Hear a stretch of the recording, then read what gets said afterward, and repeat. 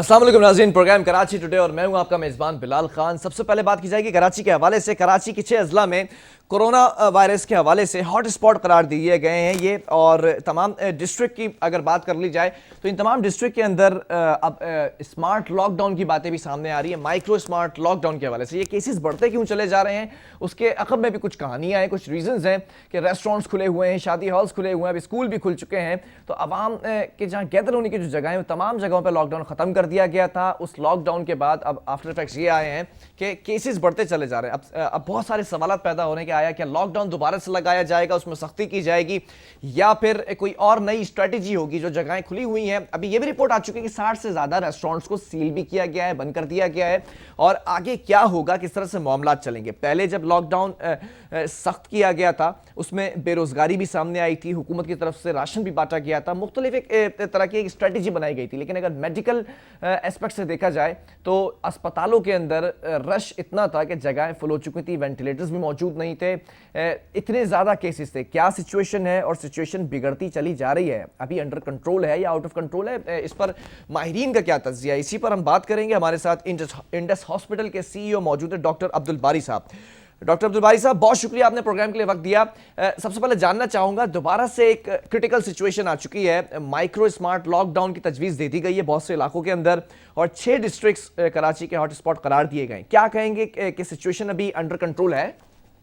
जी, situation अभी under control है, लेकिन बात यह है कि देखें, हम सबको ये रियलाइज करना चाहिए और कहा भी गया था कि कोरोना खत्म नहीं हुआ है, कम जरूर हुआ है जी। कंट्रोल में है। तो जो SOPs हैं उसको फॉलो करना है, चाहे वो शादी हॉल्स में हो, चाहे रेस्टोरेंट्स में हो।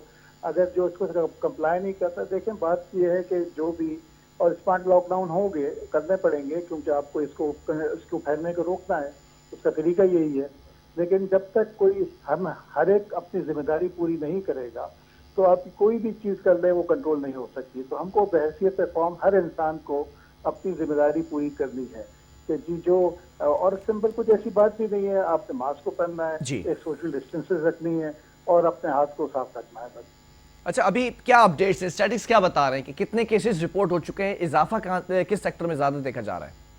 देखें, बेसिकली जो शादी हॉल्स की वजह से, जो क्योंकि वहाँ पर लोगों ने ज़्यादा नंबर स्कोर कर रहे थे, और जो नज़र आ रहा था कि जी पहले जो है ना पॉजिटिविटी 2 से नीचे चली गई थी, 1.5 1.8 के ऊपर। कराची में इस वक्त जो है ना अबाउट 60% ऑफ केसेस कराची में है, जो पूरे पाकिस्तान के नंबर केसेस के लिहाज से। तो इसलिए अब ये 5% पे चला गया है कराची के साथ से पॉजिटिविटी जो है ना।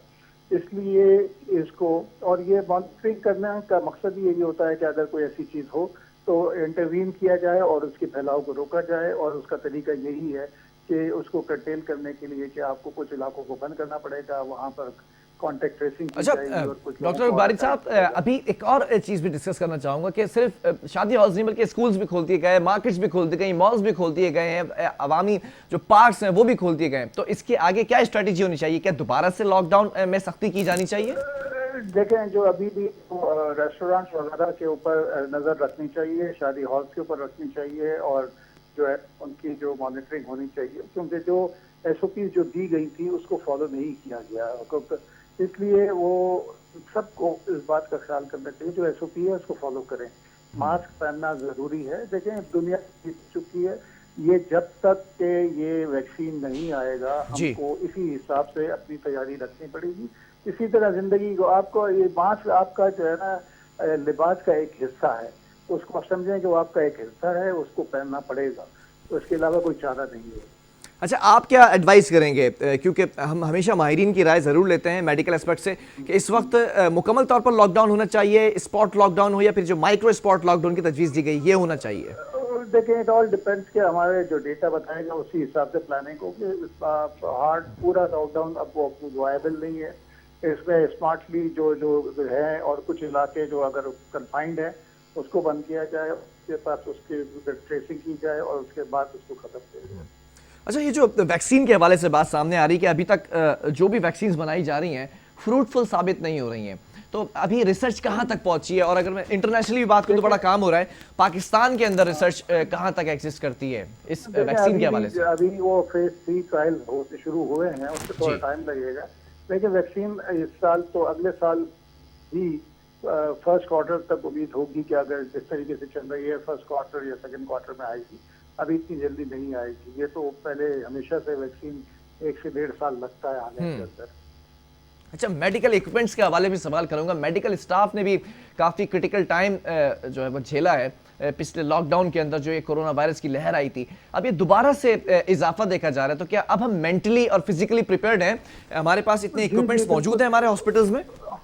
हाँ हाँ बिल्कुल। बेसिकली अभी जो है ना एक जो जून में जो स्पाइक आया तो उस वक्त हालात काफ़ी बदबूज थे। इंफ्रास्ट्रक्चर के हालात जो है ना वो काबिले वो नहीं थे। लेकिन जून जुलाई के अंदर और अगस्त के अंदर इतनी कैपेसिटी डेवलप हो गई है। और फिर अच्छी बात ये थी कि हम देख रहे थे कि बेड्स खाली थे और खाली हैं अभी भी इसका इम्पैक्ट कोई जो है ना हॉस्पिटल के नंबर्स नहीं पड़े हैं। तो इसलिए थोड़ी सी जो है अभी भी अल्लाह ने हमें मौका दिया है हम सबको, क्योंकि अल्लाह ताला के करम की वजह से ये हुआ था। हमको नाशुक्री नहीं करनी चाहिए और जो एहतियात करनी चाहिए। और मेरी इल्तिजा है सब लोगों से कि खुदारा थोड़ी सी एहतियात कर लें तो इंशाल्लाह हम इस वबा से जान छुड़ा देंगे। अच्छा, अगर कंपैरेटिवली इंटरनेशनली कंपैरिजन किया जाए तो पाकिस्तान काफ़ी सेफ साइड पर है, डेथ रेशो भी काफ़ी कम है और रिकवरी रेट भी अच्छा है। तो अभी सर्दियां भी आ रही हैं, तो क्या समझते हैं ये दोबारा से एक लहर आएगी कोरोना वायरस की? देखें इसकी पॉसिबिलिटी तो डेफिनेटली होती है कि सर्दियों में ये होगा। ये किस तरह बिहेव करेगा अभी डोंट नो कैसे होगा। तो मेरा अपना ख्याल ये कि जी हमको उस तरफ उस वक्त तक ये सारी जो है ना एसओपी सर्दियों में भी इसी तरीके से उसके ऊपर फॉलो करना चाहिए और अल्लाह करे कि ना आए। हमारी दुआ तो यही है। अच्छा, अभी हमारे पास मुल्क की टेस्टिंग कैपेसिटी में कुछ इजाफा हुआ है और ख़ास तौर पर अगर मैं कराची की बात कर लूँ और आपके इंडस हॉस्पिटल को अगर मैं फोकस करूँ तो टेस्टिंग कैपेसिटी बढ़ाने में हम कामयाब हुए हैं? जी अल्हम्दुलिल्लाह। इस वक्त तकरीबन दिन में हम 15-16 हज़ार तक जा चुके हैं और हम 20 हज़ार तक जा सकते हैं। और इंशाल्लाह अगर ज़रूरत पड़ी तो करेंगे। बिल्कुल वो कैपेसिटी काफ़ी है और टेस्ट भी अवेलेबल हैं, कुछ और ऑर्डर भी हो गई हैं जी। तो जो हम सस्टेन करेंगे इंशाल्लाह। अच्छा, बीइंग अ डॉक्टर आपकी भी एडवाइस ज़रूरी है। क्या पैगाम देना चाहेंगे लोगों को जो आपको सुन रहे हैं इस वक्त कि ऑब्वियसली केसेस थम चुके थे, हम समझे कि कोरोना वायरस ही यहाँ से गायब हो चुका है, लेकिन ऐसा नहीं था बेसिकली? जी मेरी एडवाइस तो सबसे यही है कि और के जो एहतियात मास्क को रेगुलरली पहने, अपने हाथ को साफ रखें और जो है सोशल डिस्टेंसिंग को मेंटेन रखें। ये समझ रहे हैं कि जल्दी कोरोना खत्म नहीं हुआ है।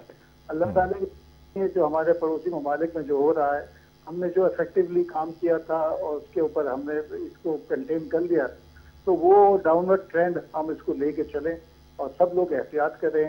तो इसको समझें कि ये जो है ना अनफॉर्चुनेटली जो नज़र आ रहा था पूरे मुल्क में ऐसे ही कि इसको जो है ना लोग समझ रहे हैं कि जैसे ख़त्म हो गया। ख़त्म नहीं हो, जब तक एक मरीज भी है ना वो फैला सकता है। तो इसलिए जब तक हम ये नहीं कहेंगे जी अब हमारा कोई मरीज नहीं है कोरोना का, तो उस दिन इंशाल्लाह हम सब मिल के अल्लाह का शुक्र अदा करेंगे और उसको फिर सेलिब्रेट भी करेंगे। ठीक है, बहुत शुक्रिया डॉक्टर अब्दुल बारी साहब, CEO इंडस हॉस्पिटल हमारे साथ इस वक्त लाइन पे मौजूद थे और यही एडवाइस की है कि अभी भी एहतियात की ज़रूरत है और 6 डिस्ट्रिक्ट्स के अंदर हॉट स्पॉट जो करार दिए गए हैं, केसेस बढ़ते नज़र आ रहे हैं। जो गैदरिंग्स हैं उनको अब उन पर लॉकडाउन लगाना शुरू कर दिया गया है और माइक्रो स्पॉट लॉकडाउन की तजवीज़ दी गई है। जबकि जितने भी डिस्ट्रिक्ट की बात कर ली जाए कि वहाँ पर केसेस रिपोर्ट किए जा रहे हैं। अब सवाल ये पैदा होता है कि स्कूल्स भी खुले हुए हैं, स्कूल्स खुलने की भी इजाज़त दे दी गई वज़ीर तालीम सिंध की जानिब से, पार्क्स भी खुले हुए हैं, मॉल्स भी खुले हुए हैं, बाज़ार भी खुले हुए हैं, अब रेस्टोरेंट्स भी खुले हुए हैं। लेकिन आज 60 के करीब कुछ रेस्टोरेंट्स की खबरें आ रही हैं कि जिनको सील किया गया है। अब देखना यह है कि ये अगर सूरत हाल बिगड़ती है तो आगे लॉकडाउन में सख्ती होती है या फिर कुछ SOPs के तहत लॉकडाउन के अंदर नरमी की जाएगी, ये वक्त ही बताएगा। लेकिन सिचुएशन अभी अंडर कंट्रोल है। अगर हम इसके ऊपर थोड़ा सा एहतियात कर लें तो शायद ये सिचुएशन और बेहतर हो सकती है। वक्फा लूंगा, यहाँ पर एक और स्टोरीज पर बात करेंगे।